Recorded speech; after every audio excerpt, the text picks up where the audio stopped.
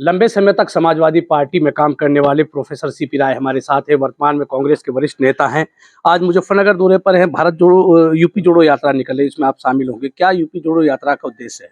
मैं दरअसल उसका जो मीडिया कमेटी बनी है यूपी जोड़ो यात्रा की, उसका चेयरमैन हूँ मैं। तो मैं सहारनपुर गया था और वहाँ पर एक दिन पहले प्रेस कॉन्फ्रेंस थी और पहले दिन यात्रा में शामिल होकर के फिर मैं यहाँ आ गया और उसके बाद आगे निकल जाऊंगा अभी। यूपी जोड़ो यात्रा का उद्देश्य है देश को जोड़ना। देश टूटा हुआ है। लोग कहते हैं कहाँ टूटा हुआ है। मैं पूछता हूँ कि कभी आपने सुना था कि कोई छोटा बच्चा अपने क्लास में पढ़ने वाले दूसरे बच्चे से ये कहे, छोटे बच्चे, दूसरी तीसरी क्लास में पढ़ने वाला बच्चा ये कहे कि तुम मुसलमान हो गया, तुम लोग तो बहुत बुरे होते हो।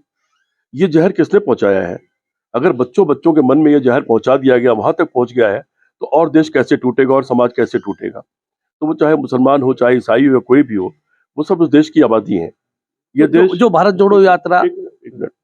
देश गुलाम तब हुआ था जब देश बटा हुआ था, क्योंकि तब बटा हुआ था तो लोग कहते थे हमारी तो लड़ाई तो है ही नहीं। ये देश बटा हुआ था तब देश गुलाम हुआ, और जब देश एक हो गया तब देश आजाद हो गया।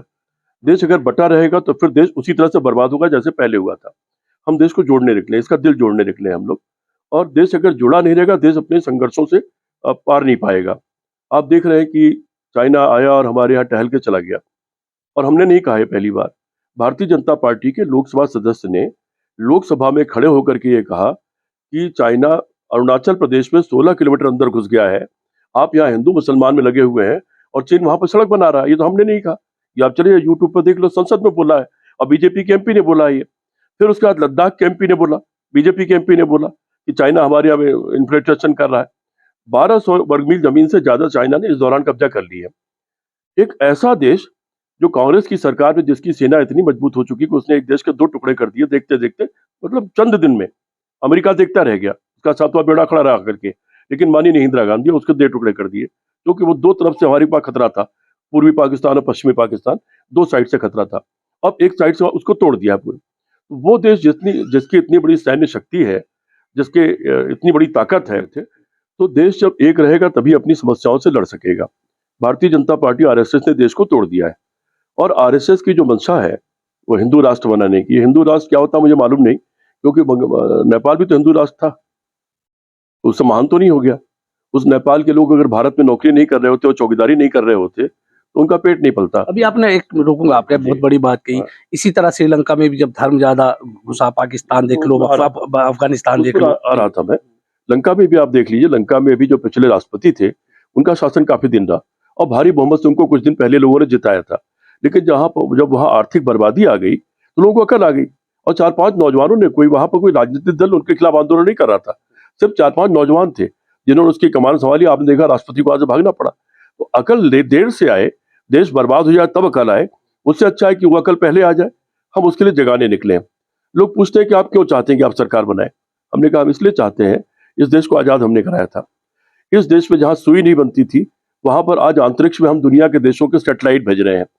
आज हम तीसरी अर्थव्यवस्था मनमोहन सिंह की सरकार में हो गए थे, दूसरी नहीं हो पाए हैं, हो भी नहीं पाएंगे।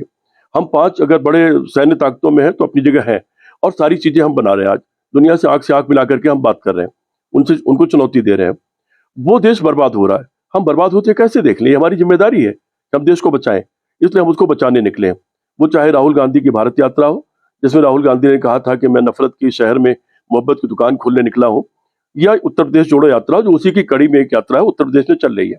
हमारा उद्देश्य इस देश के भाईचारे को कायम रखना, इस देश के विकास को जो अवरुद्ध कर दिया गया, खत्म कर दिया गया है। कोई नया काम बता दे कोई 10 साल की सरकार में, कोई भाखड़ा नंगल बात बना हो, कोई स्टील प्लांट बना हो, कोई बहुत बड़ा, कोई ऐसा काम जिसमें 10,000 लोगों को रोजगार मिला हो। नेहरू जी से लेके और नेहरू इंदिरा गांधी से लेके और नरसिम्हा राव तक या मनमोहन सिंह तक कुछ ना कुछ बन रहा था ना, रोजगार क्रिएट हो रहा था। मनमोहन सिंह की सरकार में तब गरीबी की रेखा के नीचे के लोग नीचे थे, मनमोहन सिंह की सरकार में 26 करोड़ लोग गरीबी की रेखा के ऊपर आ गए। इस सरकार में 80 करोड़ लोग भीख के अनाज पर जिंदगी जी रहे हैं। शर्म आनी चाहिए सरकार को, ये तो शर्मनाक है किसी देश के लिए। और उस देश की सरकार ये कहे कि हम 80 करोड़ लोगों को 5 किलो अनाज भीख में दे रहे हैं तब लोग जिंदा है। ये तो सरकार को शर्म के मारे इस्तीफा दे देना चाहिए। अभी आपने मोहब्बत की दुकान की बात की। राहुल गांधी ने अपनी भारत जोड़ो यात्रा में कि मैं मोहब्बत की दुकान खोलने निकला हूं। अभी 4-3 राज्यों में बीजेपी कांग्रेस को हार मिली, उसके बाद भाजपा की तरफ से बयान आया कि राहुल गांधी की मोहब्बत की दुकान को लोगों ने ठुकरा दिया है। किस तरह देखते हैं? नहीं, इसको गलत तरीके से ले रहे हैं। कुल 6-7 चुनाव हुए पिछले कुछ महीने में।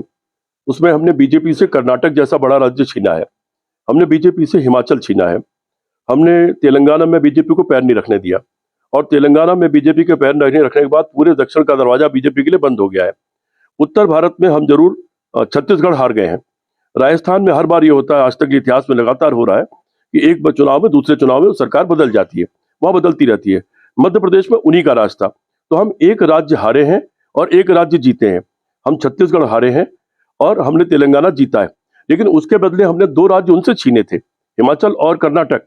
कर्नाटक में पिछली बार बीजेपी को 25 या 26 सीटें लोकसभा की मिली थी, वो 25 या 26 सीटें आपकी कांग्रेस जीतेगी, तो हारी तो बीजेपी है। इसके अलावा पिछली बार इन तीनों प्रदेशों में हमारी ही सरकार थी, राजस्थान, मध्य प्रदेश और छत्तीसगढ़ में, लेकिन हमको सिर्फ 3 एमपी मिले थे। इस चुनाव में 40% जनता ने हमको वोट दिया है। दूसरी बात, इन 4 प्रदेशों में जो जनता ने वोट दिया है उसमें 12 लाख वोट बीजेपी से ज्यादा कांग्रेस पार्टी को मिले हैं, तो जनता ने हमको ठुकराया नहीं, कहीं विश्वास जताया। टेक्निकली हम हार गए हैं। मध्य प्रदेश में बहुत बेईमानी और भ्रष्टाचार हुआ है, जिसके प्रमाण तमाम है, और उस पर सुप्रीम कोर्ट में मामला जा रहा है, जिसमें दिग्विजय सिंह की अध्यक्षता में एक कमेटी बनी जो उसको टेकअप कर रही है, तो उसको देखते हैं। हाँ, तो आपने भी बेईमानी की बात की बीजेपी की, लेकिन जहां राजस्थान में सचिन पायलट, अशोक गहलोत के बीच में ठीक माहौल नहीं था, मध्य प्रदेश में भी दिग्विजय सिंह और कमलनाथ जी के बीच में था, यही छत्तीसगढ़ में टीएस सिंहदेव और मुख्यमंत्री के बीच में तनाव पैदा होता, क्या कांग्रेस अपनी अंदरूनी कारणों की वजह से भी हारी? नहीं, जो भी जिंदा रहेगी, जिस पार्टी में लोकतंत्र रहेगा, लोकतंत्र होगा तो वहां पर लोगों में विचार भी होंगे, विचार व्यक्त करने की आजादी होगी। आरएसएस की तरह तानाशाही, फांसीवादी शासन संगठन तो कांग्रेस है नहीं। चूंकि ये लोकतांत्रिक संगठन है, तो यहाँ हर एक के अपने विचार होते हैं, विचार व्यक्त करने की आजादी है। लेकिन चुनाव में सबने मिलकर चुनाव लड़ा है, पूरी ताकत से लड़ा, तभी 40% वोट मिले। अगर लड़ाई रही होती तो 40% वोट नहीं मिलते, और सारे लोगों ने मिलकर वहां पर चुनाव लड़ा है। हम उसको हार नहीं मानते, हम उसको हार मानने को तैयार नहीं है। अभी उपराष्ट्रपति जगदीप धनखड़ की मिमिक्री के बारे में भी चर्चा चल रही है, उन्होंने अपनी जाति से जोड़ लिया है कि मेरी जाति का अपमान हुआ है, मेरा अपमान हुआ है। किस तरह देखते हैं इसको? उन्होंने कहा कि राहुल गांधी ने वीडियो बनाया, और आज भी जेपी नड्डा ने कल गोरखपुर में बयान दिया कि राहुल गांधी को भी अगर वीडियो बनानी है तो वो सांसद जो रवि किशन है उनके स्टूडियो में एक फोटोग्राफी का काम कर सकते हैं। कितने घटिया बातें और कोई कर भी नहीं सकता है। मान लीजिए राहुल गांधी ने वीडियो बनाया, तो राहुल गांधी ने वीडियो कहीं दिखाया नहीं, उन्होंने वीडियो शेयर भी नहीं किया। उसको दृश्य तो सारा टीवी और अखबार ने दिखाया है ना, या राहुल ने दिखाया है? राहुल ने तो न जिसने मिमिक्री की न उसने कहीं दिखाया। ये तो टीवी और अखबार, जो इनके पाले पोसे लोग, अडानी और अंबानी के अखबार और टीवी ने बदनाम किया है। उसने मिमिक्री करते हुए एक इंसान दिखाया।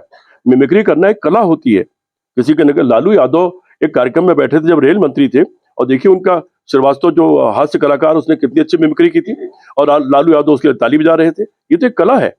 और ठीक है, आपने जिन सांसदों को बाहर निकाल दिया और बाहर बैठे हैं, ठीक है, समय काटने के लिए एक आदमी मिमिक्री भी कर रहा है, तो वो एक कला है, वो एंजॉय कर रहे हैं आपस में।